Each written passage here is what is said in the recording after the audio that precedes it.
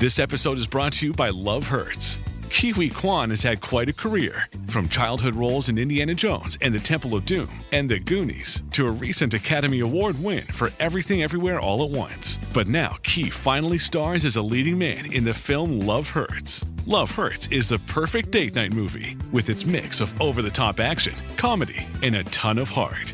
Love Hurts, only at theaters February 7th.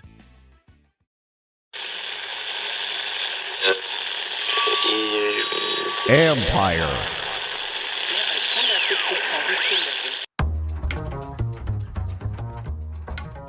Hello, babies. Hey, babies. Hi, everyone.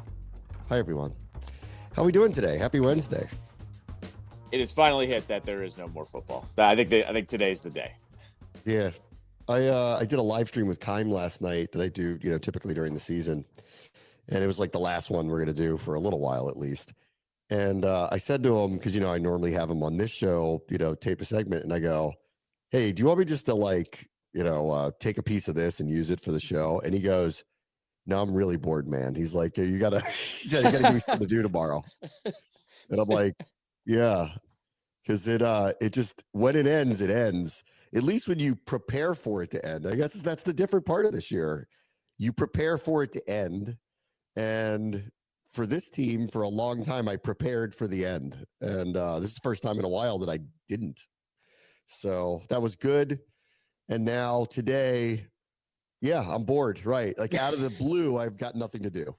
You said it yesterday where you're like, yeah, well, like by December, we're wrapping things up. And I'm like, yeah. December, like try halfway through November, guy. Like up that timeline a little bit with the way this team usually does it. Yeah, you never know. Like you at least had this hope of, well, you could get a wild card. You never know. Let's just see what happens type of thing. I was just more going with like a couple of those Ron years where it was over halfway through and you knew they weren't going to go on a run. So, or at least like you knew that if they did get in, they would just get in. It was yes, like that type of thing. Right. And you're still thinking about what is the future? What are the changes that are coming? What players would they look at? Who are they going to re-sign?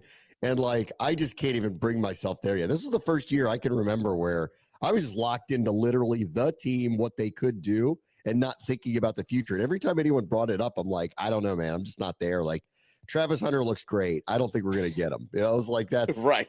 Yeah.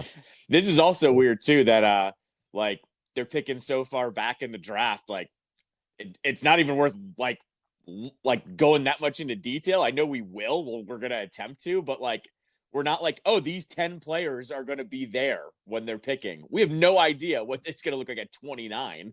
It's got to be their lowest draft picks in 33 years, right? It's got to be. It's got to be. I mean, right? Since winning the Super Bowl, it's got to be. Has to be. Yeah, absolutely. And at that point, the Jaguars and Panthers didn't exist. Right. So, yeah, it's got to be, right? It's got to be. Yeah. Okay, guys. Well, new territory. That's good new territory. Actually, wouldn't it be 3 teams? Because the Titans, right? Wouldn't it be 3 teams that weren't there? But they were the Oilers, so that was just a move situation. Yeah, but then there's the Texans. You know what I mean? Like, there's an extra team there. Oh, the Texans. Yeah. Uh-huh. Like either way, no matter how you twist it, there's a extra team there. Yeah. Lowest draft pick ever. Let's take a look at this. We got to take a look at this. Usually the Commanders are great about the last pick at this pick. Or the last player at this pick was so-and-so in this year. I don't know. Well, now that I'm bored, I got something to do. Is this the lowest pick they've had in forever? Who knows? Let's go take a look. They might have to look, guys. They might have to go in the second round. The last time they picked 29th. I mean, maybe. True. Gotta look Probably true. Cliff stays. Not a surprise. I was, the one hanging Chad was New Orleans because it had become clear to me just talking through the circles last week of all the people I did interviews with, that there was genuine interest in him. Not necessarily they were going to hire him, but look, they're waiting. Some teams do this. They wait because they want certain people and they need their seasons to end. This now reads to me like Kellen Moore is the person that they want to hire because Cliff bowed out, Mike McCarthy bowed out. So that's where that one seems to be going. But this is good. And like I was saying this kind of in the middle of the year when people were like, oh, he's going to leave. I'm like, I don't know about that. He really likes it here. He talks about Jaden in a way that you don't hear coaches talk about him. I had heard he genuinely likes living here.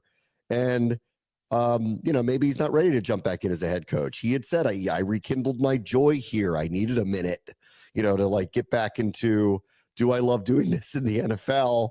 And he's got a good spot here. So he's not pulling a Ben Johnson. He's just saying, I'm not ready to jump at anything.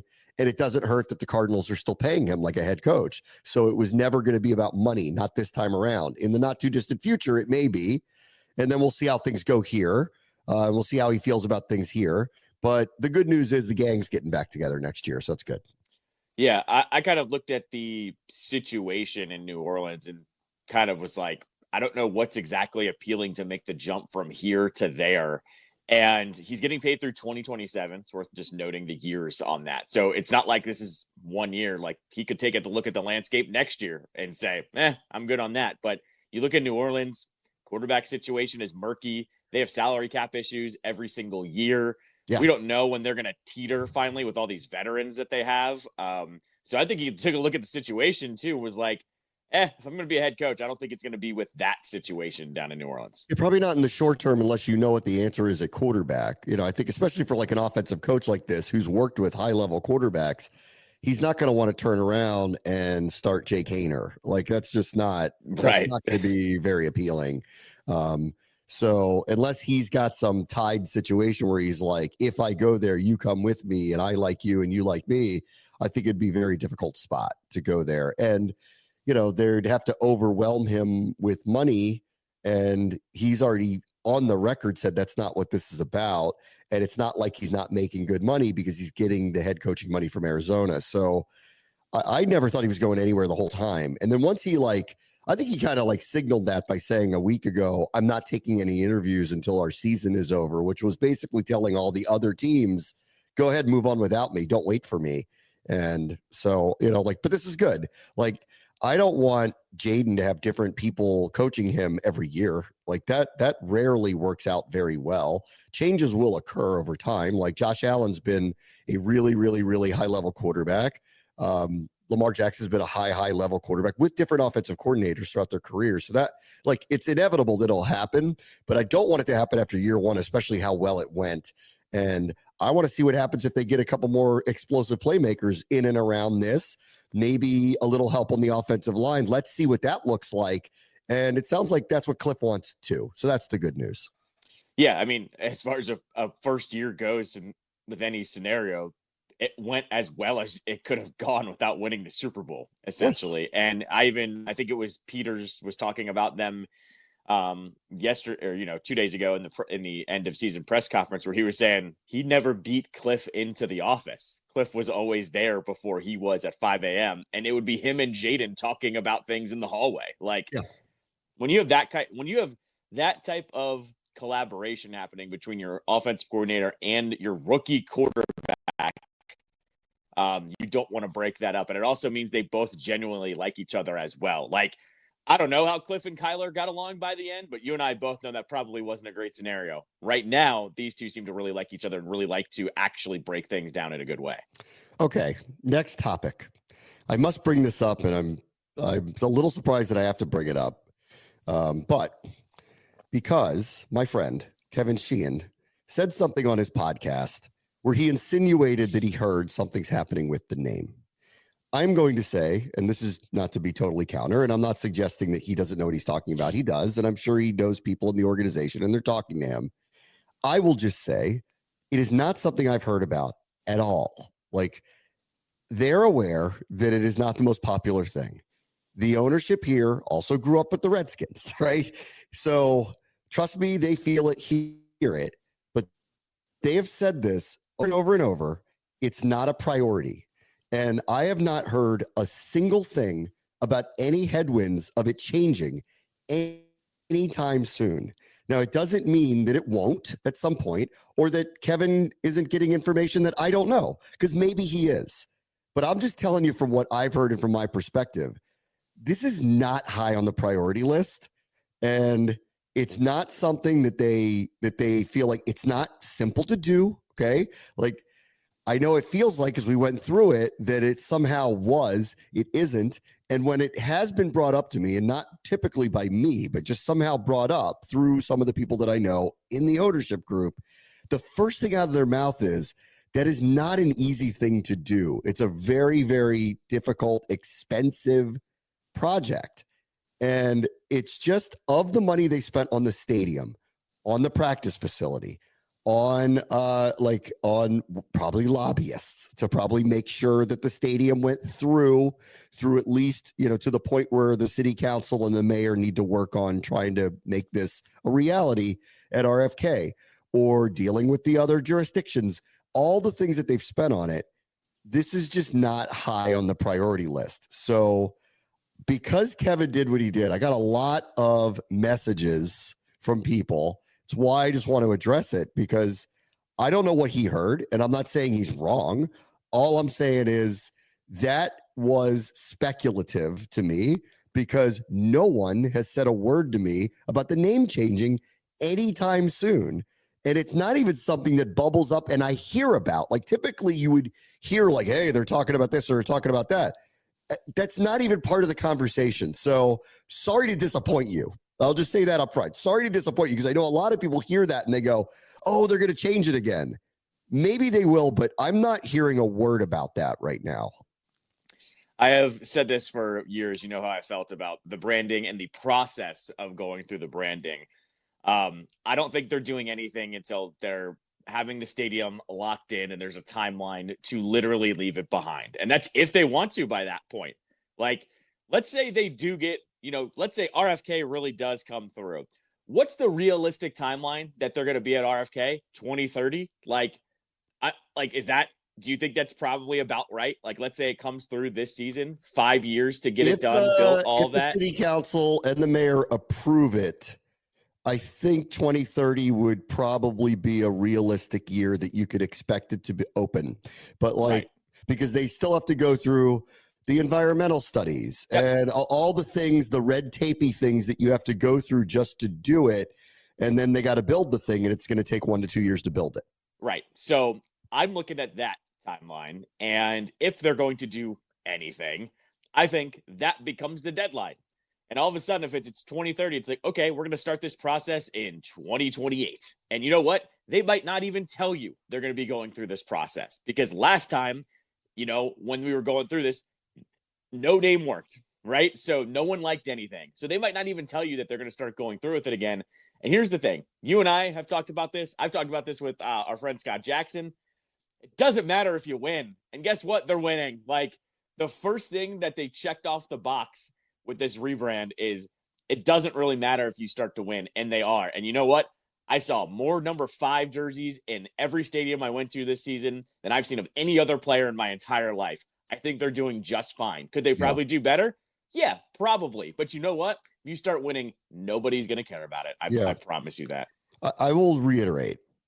Just because I haven't heard about it doesn't mean it's not happening. Sure. However, I typically hear about these things, and I haven't heard a thing about it. And it's only because so many people, after what he said yesterday, started emailing me and texting me about it. I just want to say it publicly. I just haven't heard anything about that. So I don't think it's changing. They've been very consistent about it. It's not high up on their priority list. It's not what they're thinking about right now. And yeah, we're in the next year, and maybe at some point they will, but I just don't sense that that's changing anytime soon. Sorry to disappoint you. Here's the other thing too that Kevin said that I think everyone should adhere to, because you and I have talked about this. One, it's the old name's not coming back. Correct. Once again, that has been consistent across the board. That's not happening. That is literally not. That part I can tell you for a fact is not happening. Correct. The other thing that he dropped there too, that you and I have talked about many times over the last really 2 years, was that the look of the team could change. And I think that's an easy one, right? That to me is one where you and I talked about it. When they were the Washington football team, they looked like the old team. That was perfectly fine. I also think if you if you kind of have a mixture of new and old, you can do that. Do you want to bring back the old uniforms but still wear those black alternates? I think that's a good mixture of old and new, because look at what Jaden's done in those black jerseys. Those have become special all of a sudden. So I think the old look is easy to do. That's sitting in the Nike catalog right now. They just need to give the okay on that one. Spoiler alert, because I didn't tell you where I was going with this. The name is not something I'm hearing about, but the uniforms are. Okay. So I don't know exactly what that means. And are they going to tweak it? There are NFL rules in place when you bring in new looks. You can't just change them. It's not Oregon. You can't just, the NFL has a rule about certain looks for certain periods of time. I don't know exactly what the threshold is, but I do know that over the last couple of seasons, they were not by league rules allowed to do much more than what they had. Like they had to, they could go back to something earlier, which they obviously weren't going to do because of all the complications with it, but they couldn't build anything new. We're reaching that threshold where they can. So it is, I'm not hearing anything about the name, but the look is something that I think is making its way around. And will that happen anytime soon? I don't think so. But I think that's the change you may see in the not too distant future, that they get a look, if I had to guess, and I'm guessing, something that merges their old Redskins look into a more modern feel with those colors. But I don't really know, because I know that this group really, really, really wants to lean into the past. The easiest way to do that and to merge the new with the old is to have something that is very reminiscent of that look. So I am hearing that the uniforms are something that at least is something everyone's talking about. But I have to go find out, one, what is the threshold of how long they have to keep the look that they have? Because they may be stuck in what, stuck's the wrong word, but they may have to stick with what they have. And secondarily, how high up on the priority list is this, or is this just kind of rumor milling like we'd like to alter our look? So the bad news is, folks, I haven't heard anything about the name. The good news is I have heard the uniform thing kind of cycle through a little bit, and I wouldn't be surprised. Like it's well, Jaden all of a sudden is the highest selling jersey. Correct. So, you know, and I guess like you could put him in anything and it'd probably be the highest selling jersey at this point because he is the new it thing star of the league. Right. So I'll have to ask them how they feel about that. You got to remember too, they just hired the new team president. They just did this. The new team president has a background in branding from the Campbell's company. So he's not going to walk in the door and 3 months later change something. That's why I think that's another reason why hit the brakes. Nothing's going to happen fast. He just got here. I'm sure he's got some ideas, but this is not someone who has done any, he worked for the Campbell Soup Company. Like they're not going to do anything like overnight, walk in the door and go, I'm going to change this to this. There's going to be a lot of thought put into it. But just, you know, for those who are ticked off to hear the name isn't being debated right now, the uniforms are. I hear that a little bit. So we'll see what happens there. There's like a couple rules here that I'll throw out there that I know just because I am a uniform nerd. It depends what Nike has on their plate when it comes to major projects too. And I'm guessing Nike has the Commanders at one of their lowest priority points with having a full-blown rebrand, right? When has that happened in the NFL, right? Like I can't remember in the modern era a full-blown rebrand happening, to be fair. So they're probably the lowest priority. I know the Seahawks are getting ready to change their look. That's what I've heard with that they're going to get rid of this kind of 2000s look that they've had for a while. So that's a high priority. Like when they're doing these major projects, you don't really get a seat at the table. Now, what I will say is if they just want the old uniforms back, those are on the Nike templates. You can just kind of pick those out of a catalog. You can do that. But what I would warn everyone on of the whole, like, oh, there's a new president, like the rebrand is going to happen again, whatever. Remember how we got in this mess in the first place? It was guys like Ron Rivera and Jason Wright and guys that hadn't been here for a long time that put their fingerprints all over the franchise with this new rebrand. So I like that they're going to pump the brakes here. And I get it. This ownership group, they have been here. They're not going to let anything kind of just slip through. But like that was the problem last time around is I think Dan Snyder kind of just knew he wasn't getting Redskins. He was kind of like, all right, whatever, you know, the people or what you guys think is good, we're going to roll with here. And I think that's how we ended up at Commander. So take your time. There's nothing wrong with taking your time. No. And here's the other side of all this too, with the uniform side of it. In the modern era, especially with Nike, you have to roll out an alternate and then eventually just make it the full-time uniform. Like for how many years have we talked about a team wearing a throwback jersey and we just go, well, they should just be wearing that all the time. And then they start to do that. So this is how you creep up to that line as well, is you introduce the old burgundy jersey or the old white jersey. They wear it against the Cowboys on Thanksgiving, or they wear it against the Eagles and the Giants. And then there's just an announcement the following year going, guess what, guys? We're going back to that full time. You creep into this a little bit. You ease into it. This is the Giants with that 80s Giants look. When they put that thing on, it's their best look. And will they go to it full time again? I don't know, but I love when I see them in it. Like, I think it's just perfect.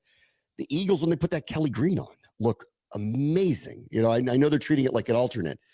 With Washington, it's different. I think if people saw something that looked like the Redskins again, they would be very akin to be happy about it. And I think it would be possible that it would become more. This year, they rolled out a combination of burgundy with gold pants. And I actually thought of the color schemes with those, not the black jersey, that was their best look of it. So could we see more of that next year, that they start doing it that way? Like, I wouldn't be surprised if that's what it is, because I thought that was their best look with this new jersey combo. But, you know, that's just my opinion on the whole thing. One other thing just to bring up, the stadium is what's next. Like, for all of this discussion of they might do this or they might do that, this is why it's not that high on the priority list. The stadium is what's next. That's the thing that's in play. That's the thing that they got to get the DC city officials to agree to do. They have to figure out who's going to finance what of it. And then hopefully it'll all go through in the next 6 to 12 months. They could start the process of demolition. And then we have to talk about what the thing looks like. So their plate is full. And for the people who sent me, one person sent me, he liked Red Wings. And I wrote back, I go, you know, they're not Red Wolves because of trademark issues. And, you know, I hate to break it to you, even if you do like that, I don't think they're going to get that. It's like, so this is what stemmed by, it's not frustration. It's just, guys, it's not happening. Kevin, please reveal your source. If you're going to say something like that, reveal your source, because my sources have not even hinted that any of that stuff is happening. And now I'm getting an avalanche of people sending me drawings again of things that they want to have in there. And that's the other thing. I have, just like the last group, I have no say in any of this. None. Right. None. Well, the other side of this too, though, is it could have been something very like something as simple as, remember Magic was just casually even talking, you know, about a different kind of brand. Remember he was doing that in interviews and stuff like that. So like this could also just be old news too, that Kevin was also bringing up as well, which wouldn't surprise me either, that this isn't breaking. It's just, it's on the list. It's not a priority at the moment at all whatsoever. No, it's not. All right, we'll be right back. Bram, let's show ESPN 630, the Sports Capital.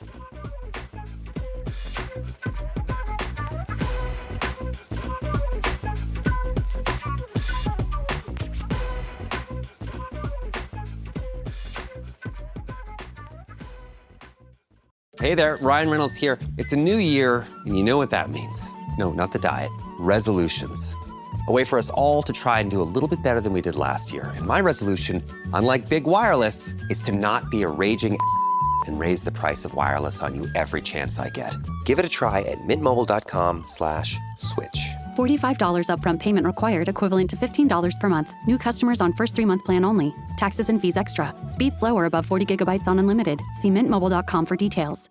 This episode is brought to you by Allstate.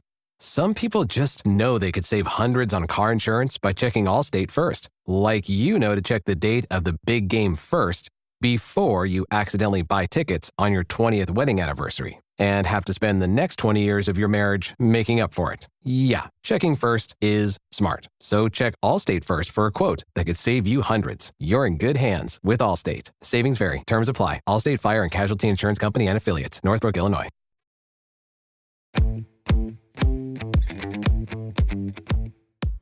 All right, welcome back. Every week I have the opportunity to review what we called from the Commanders games. And this one, of course, was a rough one to go over with my booth mate, London Fletcher. After the Commander season ended in Philadelphia in the NFC Championship game, I would have never expected the score to look the way that it did.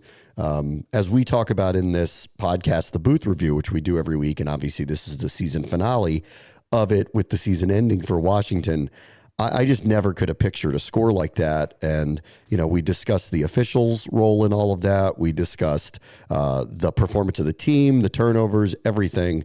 So this was a reflective booth review, one about an incredible season that's going to be unforgettable and kind of hard to really describe adequately at how unique it was. And at the same time, with an ending that none of us really could have expected, especially from the way that the team had performed the entire season. So here was a segment from London and myself in the booth review. One step away, London. We missed it by one step. What a rough ending to the season. Yeah, very rough ending. It just what I also say this though, Brown, what a ride, man. This season was just phenomenal. Wish our guys would have played better and it was a more competitive football game, but just in totality and looking at the season as a whole, what an outstanding year by these guys, man. They took us on a joy ride, man. Yeah, it was euphoric. It was unique. It rewrote the script of the franchise, and we'll go through some of that stuff. Let's focus on the game for a minute. I think both of us were surprised. This is the first time they had multiple turnovers in a game since the second Eagles meeting. They're not a team that have made mistakes that hurt themselves. And I think that's kind of the hardest part of this whole thing is they took care of the ball. They played the game the right way. They didn't make a lot of mistakes. And it's hard walking out of the link yesterday knowing that it really is their mistakes that were the difference in the ball game. Yeah, absolutely. You see the first fumble by Diami, and I know he's trying to make a play and continue to gain extra yards. And, one thing that ball security was something is emphasized all the time. And when you have that football in your hands, you have the entire team in your hand. And I know Coach Quinn and all those guys, they constantly talk about the ball being life. So protecting the football, taking it away, those are things that are always emphasized there. When Diami had that fumble, it's like, dang it, you wish he would have just went down. But he's trying to get all he could out of that play, and nice play by the Eagles linebacker, Zach Bond.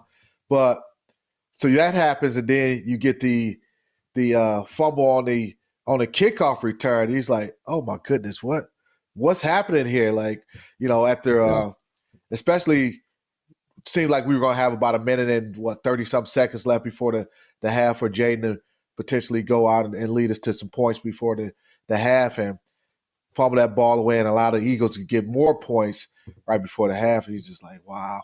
And obviously the Eckler fumble, that was the dagger because we had momentum, 11-point game at that point in time, moving the football against the Eagles. And he's trying to get up, make a play, and guy punches the ball out. So just go. Those are gut-wrenching turnovers. Yeah, the timing of them. It's just the timing of them. Like Philadelphia scored. It's still a one-score game.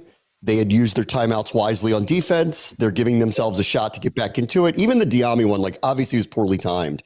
But it's so early, in the game that I didn't feel like it was going to be something that really hurt them. I think we even vocalized on the air. We're like, we already did this before. They were down 21-7 after one in the second go around, and they came back and were able to fight through it.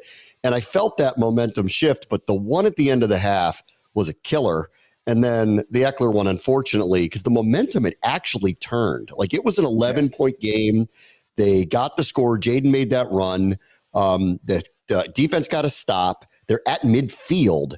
They can even just end up with a field goal there, and it's a one-score game. The momentum's completely shifted. The vibe in the stadium would have been completely shifted, and all of a sudden you're starting to believe again that they're going to overcome the mistakes. And I don't want to, blame one person. There is no one person to blame, but it's hard, walking out of there going, here's a team that never beat itself. The entire year never beat itself, and this is the one with so much on the line where I know they're looking around at each other going, had we held on to the ball differently, I think it potentially could have been a different outcome.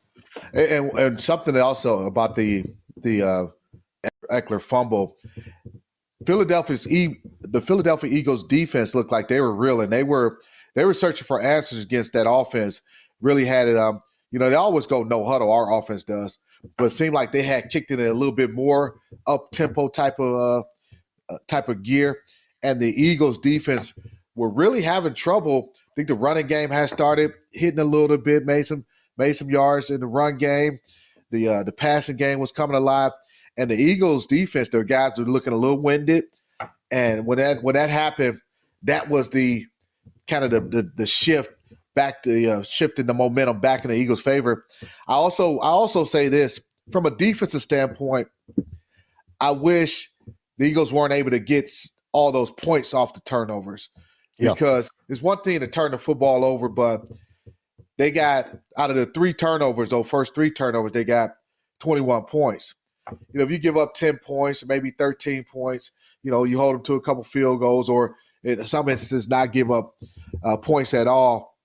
That would also help our case, but just wasn't complimentary football the way that we had played also the last, let's call it 7-8 weeks of the season. Great complimentary football. Pick the worst time to have really our worst game over the second half of the season. Yeah. Obviously the run defense, which had been struggling throughout the year, but really reared up here. I mean, how many times do we talk about during the week? Saquon Barkley's going to have a game. He's going to get yardage. You can't hold him to 20 carries, 40 yards. Like that's not going to happen. What cannot happen is the home runs that he hits. And it's their first play from scrimmage is a 60-yard touchdown run. I mean, it was a bad omen for what was coming throughout the course of the game. And really, I mean, this was the deficiency of the defense the entire season was trying to handle the run games, especially of top-tier run offenses like Philadelphia's is. Yes, no, that was deflated. I will admit to coming to the game knowing that Saquon is the guy. He's the one that you got to get stopped when you're looking at this Philadelphia Eagles offense because he energizes that offense. He energizes that team. And for him to go 60 yards on the very first play, I'm like, are you kidding me? Because we have an 18-play drive to start the game, get 3 points out of that. So, you're feeling pretty good. Maybe the Eagles will come back and get points, but for it to be a one-play 60-yarder, 18 seconds, that had that crowd electric. That atmosphere was electric. Then we have the turnover the very next series, and then before you know it, in a blink of an eye, I think you said at one point the Eagles had the ball for less than 3 minutes, and they were up 14-3. It was like 2 minutes. We've had some weird games, specifically with them. It's unusual if a team turns the ball over 5 times and wins. That happened in the second matchup, and in this one, Washington had the ball for almost 12 minutes and 30 seconds of the first quarter and trailed 14-3 because of one play. And then the second drive off the Diami fumble, they scored very quickly again. So they just didn't even need the ball to score extremely quickly. So like you throw the stats out the window in situations like this, with the exception of typically when you turn the ball over against a good team and don't cause any turnovers, you lose. And they were their own worst enemy, unfortunately. I just looked at the play-by-play of that, and the Eagles had the ball for 2 minutes and 20 seconds. Yes. First play was one play, 18-second drive, and the second score was 6 plays, 2 minutes and 2 seconds. So 7 plays, 2 minutes and 20 seconds, and they were up 14. I mean, nothing. It totally played out the way you'd want it to. We wanted to shorten the game. We hadn't seen, what was Jalen Hurts' mobility? That was going to be a big question. He answered that. But this couldn't have started better. They get the ball. They have this long 7-minute drive. So they run off almost half of the first quarter. I know they ended up with a field goal and not a touchdown, which is the one thing that, you could argue with. But I remember after that happened, I went, this is exactly what we need to do. Shorten this game. Don't give them a lot of possessions. Have long drives. Keep their offense off the field. 18 seconds later, they're losing. I mean, it was so deflating, really. It really was. It really was, man. I don't know if you felt the same way. I believe you did. And because we've grown so accustomed to this team never being out of a fight, always battling back. Yeah. And we battled back to the score 14-12. Jay and the company got it going. The offense got it going, and it's a 14-12 score.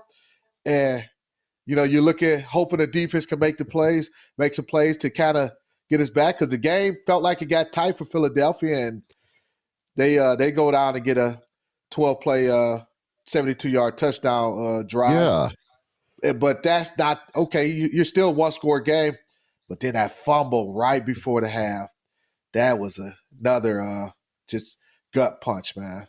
And before I think the hardest part, for me, coming out of it, is Jaden played really well again, and under what was going to be difficult circumstances. And I want to give the offensive line credit. I think they did what they could. They were missing people. They're rotating guards. Chris Paul was playing a good amount of plays. He hadn't played a good portion of the season. He was inactive many weeks. Trent Scott, who had to come in relief of Sam Cosmi a week before, is rotating with him. Guard's not the natural position that he's playing this year, but they've asked him to do it up against the number one defense and maybe the most disruptive interior defensive lineman in the NFL. So they got a really, really tough ask. And that's the hardest part for me because Jaden played well. Jaden kept bringing him back. He gets them at 14-12. He doesn't get the ball back again until it's 27-12. Right. And then he gets them to within 11 and got the ball back, and they lose it again. There were these occasions where you go, I just wanted to see it one more time with him because I trust him. And the team, unfortunately, didn't put him in the position to make the plays for the comebacks. That's the hardest part walking out of there, because it's not like he played poorly or they figured him out. They didn't. But the mistakes kept Washington away from pulling off, potentially a comeback. Yeah, no, you're absolutely right. I thought the adjustments that they made from an offensive line standpoint in terms of protection, doubling Jalen Carter a lot more, making sure he wasn't going to be the game record. Because I think the very first play of the game, it was either the very first or second snap of the game, he got immediate pressure on Jaden, and Jaden had to throw the football away. But the offensive line, they made some adjustments, made sure you saw more double teams on Jalen Carter. I really like some of the things they did in the run game in terms of, and we talked about this a couple times during the broadcast, how they were running this inside zone type of run, and they were leaving Jalen Carter to be blocked by John Bates on a kind of a cross block, and he's coming. One time he cut him low, next time he cut him, and Jalen Carter jumps over, but by him jumping over John, he was out of the play, and then another time he hit him high.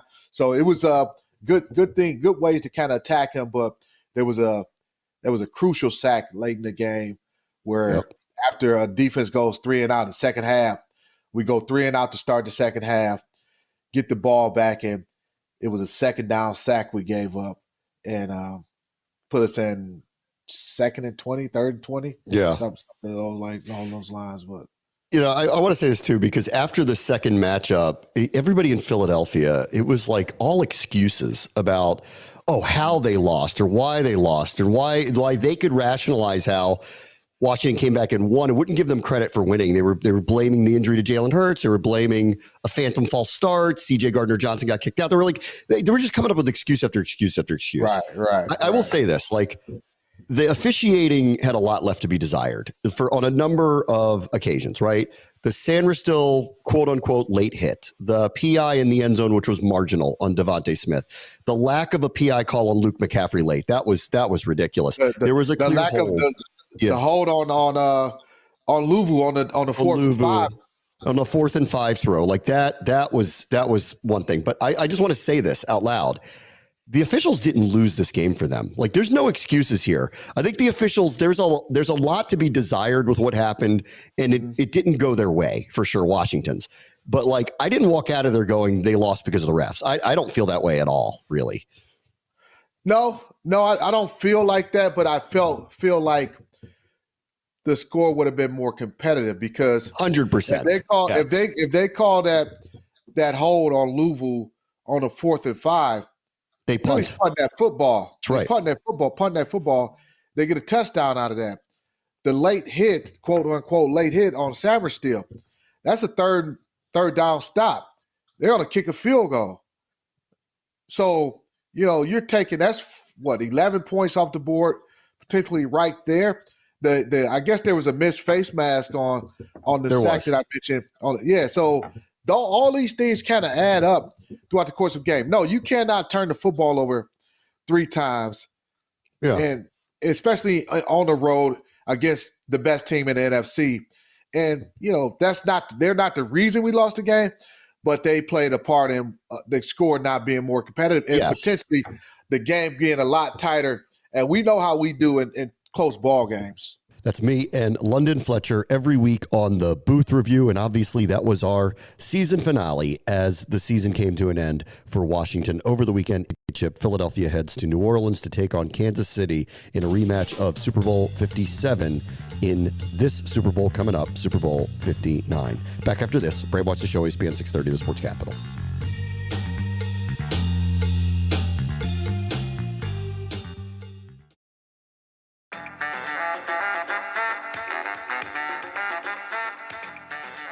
All right, welcome back.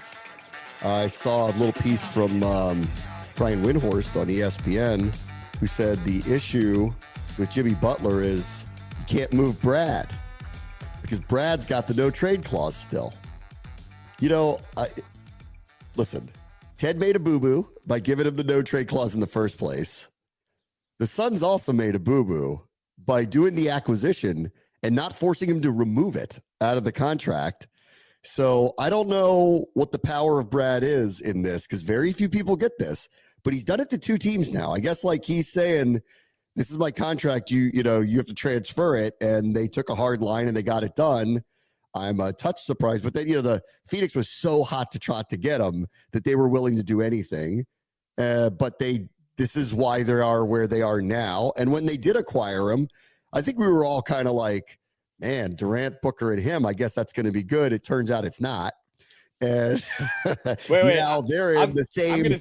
They're in Brad hell too, which is what do we do about this? Yes, because Brad isn't that good. Brad's a good player and a great player on some nights. I knew this wasn't going to work. We talked about it when the trade happened that it wasn't going to work with Brad. Like he was the third option behind those guys. I'm not surprised it's not working with him.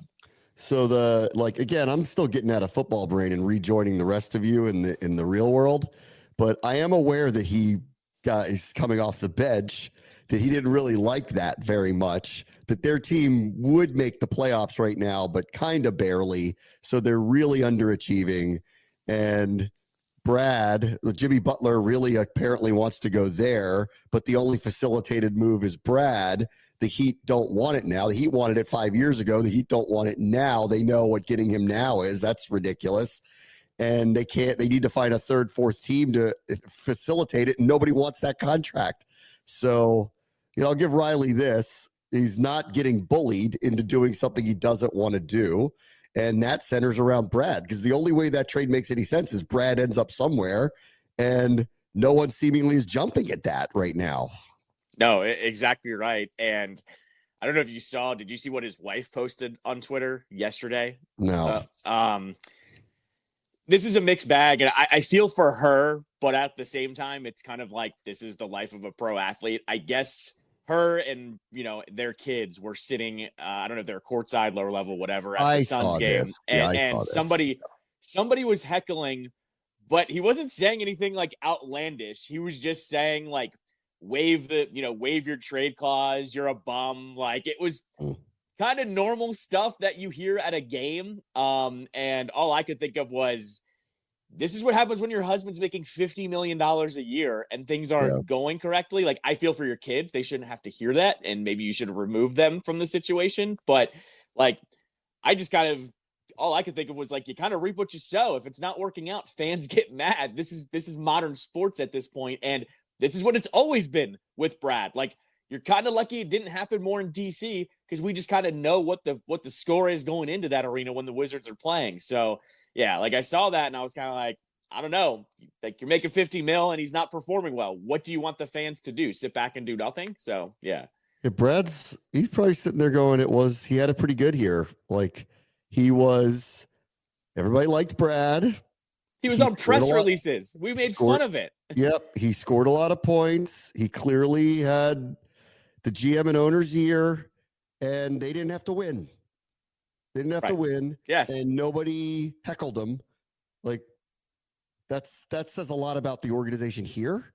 Yes. More than it really does about him, because we would just laugh about it. Like, I don't get it, but nobody was like pitchforks at the stadium going, Ted, get him out of here. He's not the answer. And in Phoenix, they're like, guy, like, this ain't happening. You got to go. Well, because they're trying to win a ring, right? They're trying to win. They have a super team. So they're trying to get them. We haven't been. Yes, right. Exactly. Which is why you get this. So the Wizards are 6-39. Yes, correct.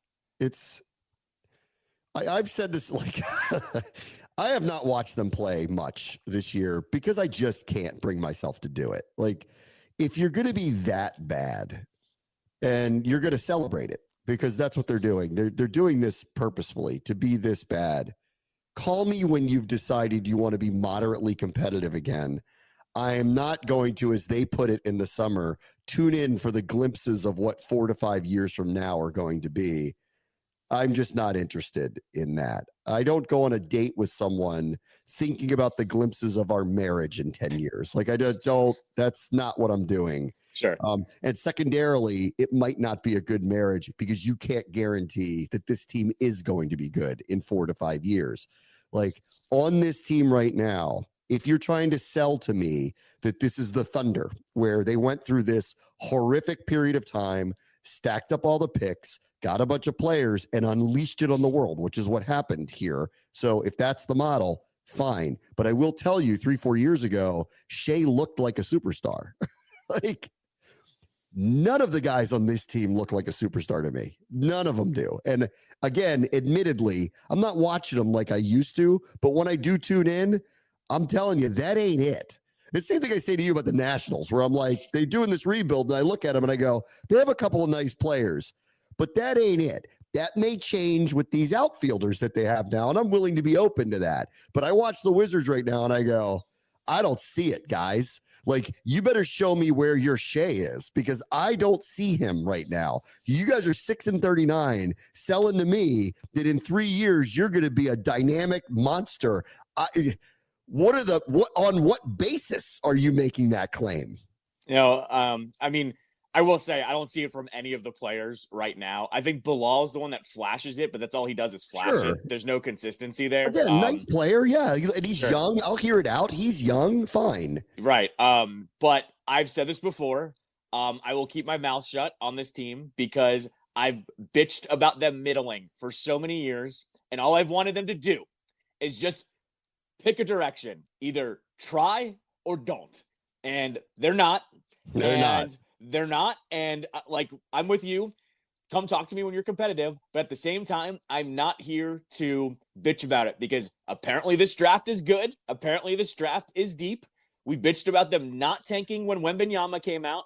There's 3 or 4, obviously Cooper Flag, but there's 3 or 4 apparently this year that are potentially franchise-changing type players coming out this year. And I'll grin and bear it for a year because you know what? They're doing exactly what I want them to do.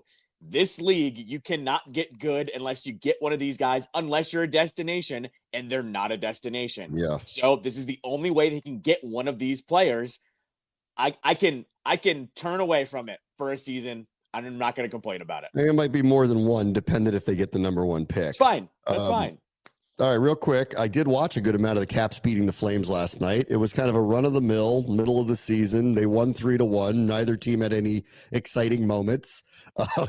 It was what it was. I will say, though, the Carlson pass to Strome goal, that was a highlight-worthy one last night. And, again, defensively, they're very good. It was funny. I looked up at the screen again, and they were up 2-1, and they had like 11 shots. Like, it's not like that they're peppering anybody with shots. They're just figuring out ways to win. Yeah, I told you this. Low scoring. To keep taking these unders on all these Caps games. That's usually a 5.5 puck line, and they're hitting the under a bunch of times over the last month or two. And look, last night was same thing. Grind of a game. Calgary is an okay team. They're not great. They try really hard though, so they can get you on a bad night. Strome goal was great. The good thing with Strome is he's getting kind of lumped in with some of these guys that aren't scoring at a good clip. You've seen this before with Strome. Once he gets going, he gets real hot. So hopefully this is the beginning of him scoring because Connor McMichael has like 2 goals in 25 games, something like that. There are other, pieces throughout the lineup that have gone cold essentially, and they're still ripping off these wins. So they're not getting the scoring they got at the beginning of the season, and they're still just picking off teams left and right. The best part about last night, though, is that is now 6 out of a possible 8 points. So they have a winning road trip no matter what happens tomorrow night in Ottawa. So if they win in Ottawa, that's gravy, but a great road trip overall. And Logan Thompson played really, really well last night too, to keep him in that game. Carberry, coach of the year. Yep. Front office executives of the year. To be this clear in the East after making the moves that they made. Ooh. All the awards. Yeah. Not only that, they're going to play Ottawa, then they're going to come home, and then Saturday they get Winnipeg. Winnipeg's the best team in the West. They match them in points right now. So that's a huge matchup on Saturday night. I didn't think Capitals Winnipeg in February was going to be this premier game matchup. Of the year. Yeah, it's game of the year. I mean, seriously, it is. It's big boy hockey, as we like to say. All right. Talk to you tomorrow. Bram wants to show he's been 6:30 at Sports Capital.